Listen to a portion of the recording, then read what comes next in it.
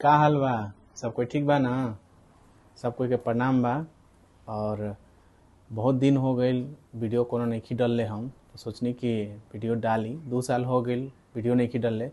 तो पहले के वीडियो लोग देखले हो वजह हम नीदरलैंड में रही ना, और 2 साल पहले हम आई रही और अभी तक वीडियो हम मतलब 2 साल से वीडियो नहीं डलले। तो हम सोचनी कि फिर से हम वीडियो डालम और जना में देखाएम कि हमने कैसे रहनी जा कैसे का। जब हम वीडियो डालते रही तो उस समय हम आई रही अकेले अपना फ्रेंड के साथ। अब हमारा साथे फैमिली आ गई बन, रूम भी चेंज कर ले हैं। तो बहुत सारा चीज़ चेंज हो गई बा ये 2 साल में।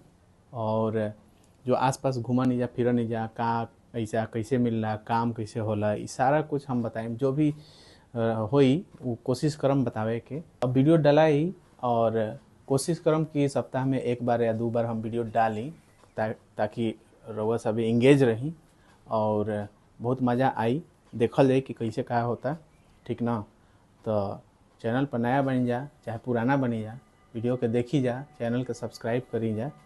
और हमारे तरफ से और कोनो पूछे कोई सवाल तो कमेंट में डाली जा, हम जवाब दें। और बाकी वीडियो को लाइक करी जा, शेयर करी जा, सब्सक्राइब करी जा। कैसे कि हम रही ना यूरोप में और भोजपुरी में अभी तक कोई चैनल नहीं के जो कि यूरोप के आसपास के चीज़ दिखावे और बतावे।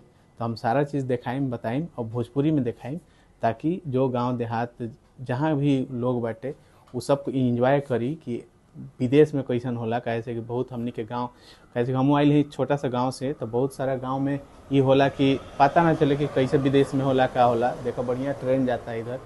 हाँ, तो बाकी बहुत मज़ा आयल बा, ठीक ना। तो अभी खातिर इतने, मिलल जी बाद में।